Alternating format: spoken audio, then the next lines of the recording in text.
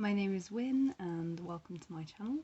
In today's video I'm continuing on with my new series in which I look at all 6 of the Peter Cushing portmanteau films made by Amicus Productions. And as I discussed last week, there are in fact 7 in total, but one of them doesn't start Cushing, so that one is going to be featured in a video that I do a couple of weeks down the line on non-Cushing portmanteau films. I hope that the angle is okay, and I know that the lighting is a little bit odd, but it's a really hot day and I am not blessed with the ability to purchase really nifty camera balancing equipment, so this is what we're doing. A tripod, I think that's the correct term. Today I'm going to be doing my makeup whilst talking about Torture Garden, which is the second of Cushing's Amicus ventures, but also the second of Amicus's portmanteaus. I do also just want to explain, I had a viewer mention the Monster Club in the comments on my last video. I will put his name on the screen because I don't want to pronounce anything incorrectly. Monster Club is a film with Vincent Price, John Carradine and Donald Pleasance. It is also a portmanteau, and Milton Subotsky, one half of the Amicus duo, was involved in that film, but it's not technically an Amicus film. I'm pretty sure that the pair had split up by that point. I will double check that I've not missed any information there and put it on the screen if I have, but it's not technically an Amicus portmanteau. I do just want to say one final thing before I start, and that is that I am not a beauty guru, and I am never going to be one. I'm also not the most gifted when it comes to makeup. I bought a couple of new things recently that I'm kind of experimenting with, so this is going to be slightly more involved than it ordinarily would be, but then there's no reason why you would know that necessarily. I am filming with the camera on a stack of books and a mug wrapped in cardboard that I've yet to unwrap. My hay fever is also a little bit bad, so I may or may not put lipstick on, but I have my mirror just behind this little setup, so that is what I'm going to be looking at during this video, so I can check that it looks sort of okay. I'm not sure how these products are necessarily going to look on camera. I will try and list everything below, but I'm not going to sort of go, and now I'm going to put this on, because that is probably not what you're here for. But I'm feeling a little bit low today, so I wanted to sort of do something kind of tactile, with my hands. That helps to ground me quite a bit. Sorry for the clattering. I have quite a few things in this Dr. Martin box, and yeah, I think I'm gonna make up some of this as I go along. Okay, so if I just pick out the first of my products, and then we can begin. I may mention a couple of things that I'm putting on my face as we go along. Okay, so Torture Garden, I will just show you before I get started.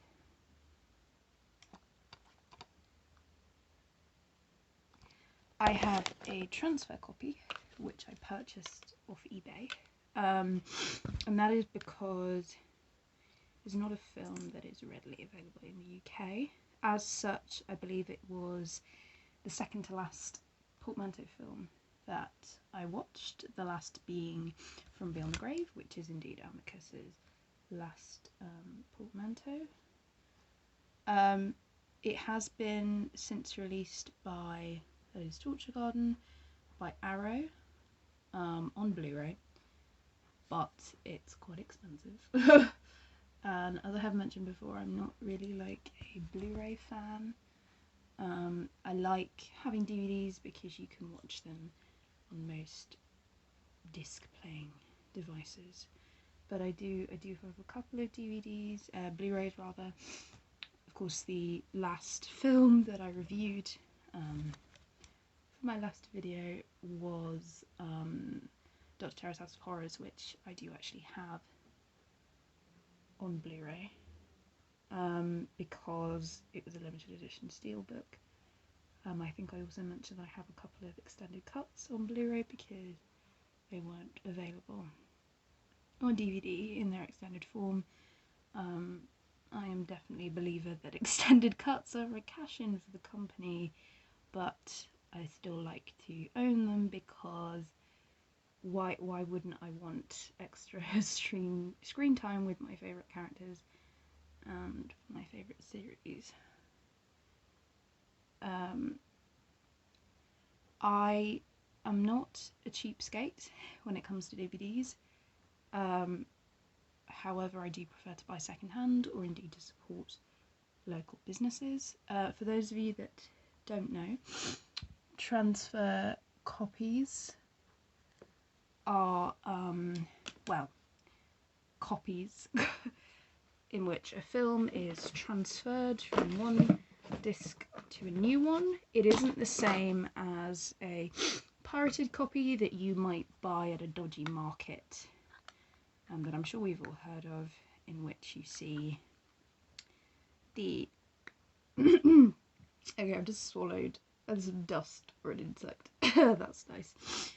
In which you see the dodgy salesman filming a film in a cinema and then putting it onto a DVD.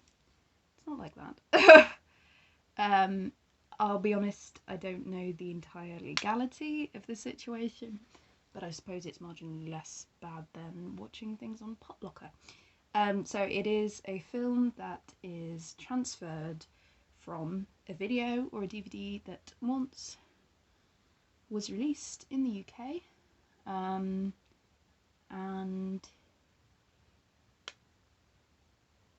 yeah, then sold. Some of these DVDs, and in fact, in order for these transfer copies to exist, the original transfer does have to exist. I don't know if I mentioned that I have a couple of films by Anchor Bay, which is a company, a DVD distribution company. I don't know if they are still distributing. It is quite difficult to get hold of their films, but if I do see a film by Anchor Bay, I do get quite excited. My copy of The House That Dripped Blood, which I think we'll be talking about in a couple of weeks, because my video next week is not only a surprise, but a non-Cushing one. I also have a copy of Dr. Terror's House of Horrors. No, not Dr. Terror's House of Horrors, The Beast Must Die, from Anchor Bay. I got that one quite cheaply, and I think that's because the seller probably didn't realise what they had. I would have paid more for it if it had been going for a higher price. Flip, I can't open this. And a number of Anchor Bay DVDs do exist and are still out there, but they, in some cases, may be rarer than the film itself. But I do like their films, their DVD releases. What I don't like is one that I can't get into. A thing of face powder. It's because I'm like really sweaty because it's so flipping hot. Alright, I'm just going to put my glasses on and see if I can do this. And if I can't do this, then I will pause the video and come back to you when I've opened it. Yeah, I think I might have to do that. Right, I did it. Okay, back to what we were talking about. So I chose to get a transfer copy. If I had found, I mean, there was one DVD that Kex, or what most people call CX, was selling, of Torture Garden, but it was a Region 1 DVD, which means that it wouldn't play on my British Region 2 DVD player. You know, So, can't be having that. I don't know if I'm explaining this very well. If I can purchase the DVD or the Blu-ray, and it is not too expensive, and in fact I don't think I even knew that Torture Garden was actually released on DVD when I purchased my transfer copy, then I will go for the actual DVD copy. I wouldn't buy everything on transfer. And I do a lot of research beforehand to see if I can actually get it in a UK released actual format. I think I have like 3 transfer copies and no, 4. 2 of them are definitely completely not available in this country. So that's another reason that I went for transfer. I don't know if I'm explaining this very well at all. I do apologise. I hope you understand what I'm talking about. So it does play completely fine. It is a poster, like a printed cover. Quite an interesting one at that, particularly if you look at the back. But it plays completely fine. I'm very happy I got it. There aren't subtitles, which is annoying because I am somebody that prefers to watch things with subtitles. I don't have any hearing issues, and it does annoy me slightly that you can go on a list of subtitles and it'll go French, German, Italian, Spanish, and then English for the hard of hearing. Some of us just prefer having subtitles. So there you go. It doesn't have subtitles, but the cut of the film is very good. So I'm very happy with it. Okay, enough about DVD technicalities. On to the film itself. Before I watched this film, for some very strange reason, I assumed that this would be one of the weakest in the series, and I'm not entirely sure why. I think it's because I didn't recognise 2 of the cast members. So the story goes that initially Cushing and Lee were going to be cast in the role eventually taken by Burgess Meredith and Jack Palance, but the American studio that were backing the release of this film insisted that there should be 2 American actors top billed, not least to kind of appeal to their American audiences a little more. And these 2 do a very good job, but I just, as somebody that is very aware of how brilliant it is watching Cushing and Lee on screen, I am a little bit upset that that never came to be. Lee is not in this film, however Cushing was offered a separate role, which of course he does do a very good job in, as always. Sorry, I need to move on to eyeshadow. Yes. So we have Burgess Meredith playing Dr. Diablo, who is kind of like a death figure. I mean, you only need to hear the name to figure that out, so I wouldn't call that much of a spoiler.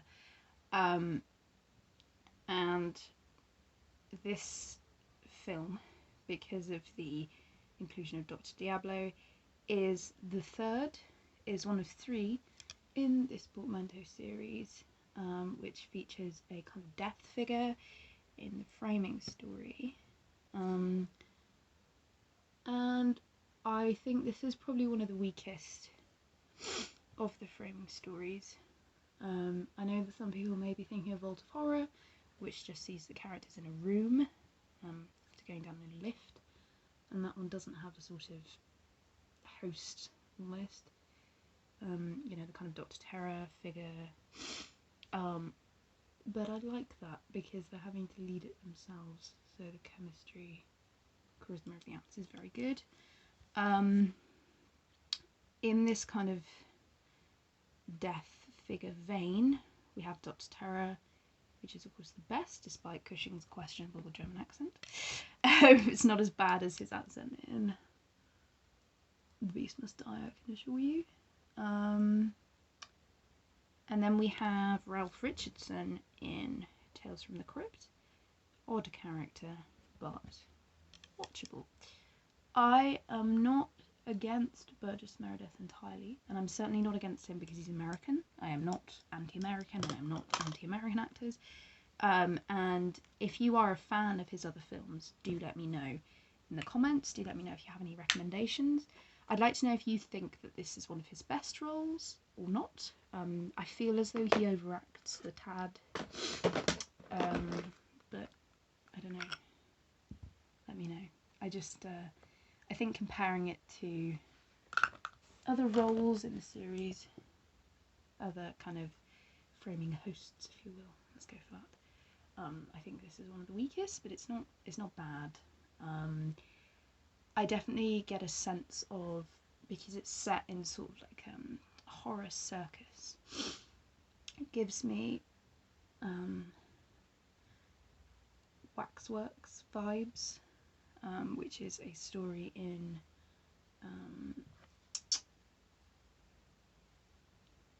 what is it? I'm looking quite pink. Which is a story in The House of Drip Blood with Cushing.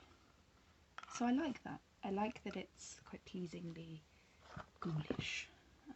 They witness somebody supposedly, so that is the audience. They witness somebody supposedly being killed in the electric chair. Freakish. And there are some monstrous kind of waxwork figures. I like it. I do like that kind of spooky circus environment.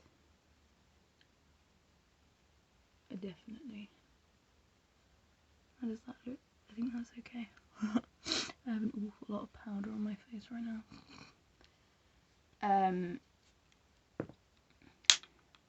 So I appreciate that, but as I said, I think it's just missing something in comparison to the other framing stories in the series. So I'm going to, I don't know the names of the stories off by heart, but I think I know the order of the stories. Not that it really matters. If you go on Wikipedia or IMDb, it will tell you the order of the stories. So the first of them, I don't know the name of the actor, so I'm going to have to put it on screen, is an evil cat story. We love those.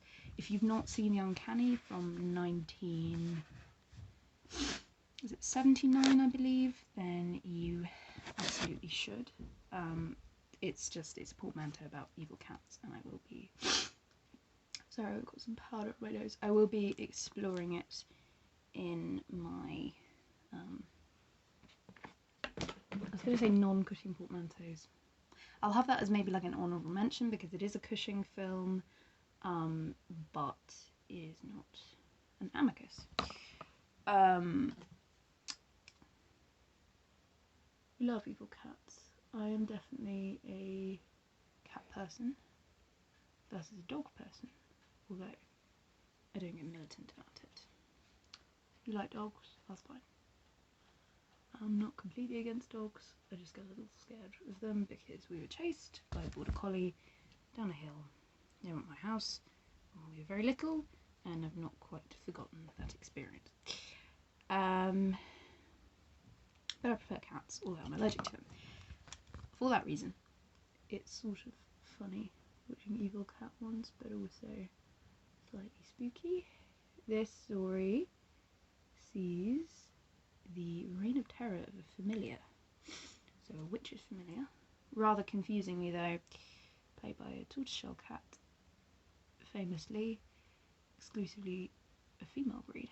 Yet this cat is a male character, but then I suppose it's a magic cat, so maybe we'll forgive them that. This cat likes to eat people's heads, so there you go. Fun story. I quite like it. I think it's definitely a good place to start. If a little grim, but I mean that's kind of, it's Amicus's MO, isn't it, to have grim stories. I have no idea. I'm thinking that looks okay. I haven't put eyeshadow on my eyes, it's just my bags. Because I'm probably not getting enough sleep as I should be getting. The second story, we have a, I don't know, I don't want to give the twist away. The journey of an actress who ultimately will never die. It's got a futuristic tone to it, like that one. I'm going to go into less detail with that one just because I don't want to give the story away. Then we have probably my, I don't know, second favourite in the film story, which sees Barbara Ewing, who also appeared in one of the Dracula films. I can't remember which. I think it's the one with Ron Carlson, which I do really like. In her first role, her first film role, as the lover of a world famous pianist whose piano is possessed. That one is quite a lot of fun. She's named Euterpe after the god of music. I do like that one. It's also got, I think her name's Ursula Howes, who I mentioned in my last video because she is in Dr. Terror's House of Horrors in the werewolf segment.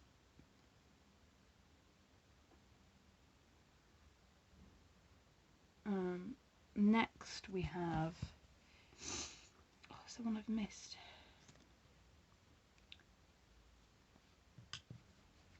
I think next we have the Jack Palance one, so that's, yeah, that's 4 stories versus having 5, which I think is the normal number for Amicus. There are 5 people that attend the event, one of them being Michael Ripper, who you will know from Hammer films. However,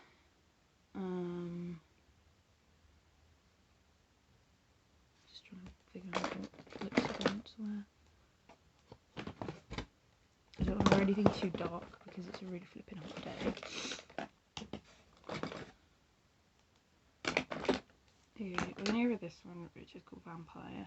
A little bit underwhelming, frankly. But it's probably the lightest shade I have, so we're going to go with that. Michael Ripper, who you will know from Hammer films, often kind of playing pub landlords and coach drivers. It turns out, however, though, and I will put a little spoiler timestamp, that he is a stooge. He stabs Burgess Meredith's character at the end to end the performance. However, Jack Palance wishes to make a pact with the devil. His story is called The Man Who Collected Poe. Naturally, it stars Peter Cushing and Cushing plays a Poe enthusiast and collector. Jack Palance's character goes to this event, an open house event, to see his collection. And I'm not doing a very good job of this. Sorry, I've never applied lipstick on camera before, so as a dyspraxic, it took me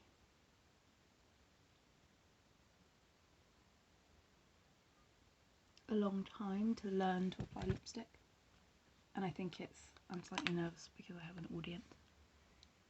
Not awful, but I am gonna tidy it up. Jack Palance goes back to his house later to have a personal tour of his collection, and he discovers that Cushing is actually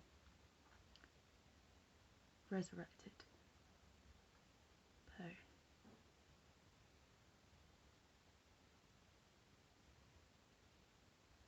so that he can keep writing stories. I realised I said I didn't want to like spoil this, and then I've like spoiled the last one, but it's the Cushing story, so you know.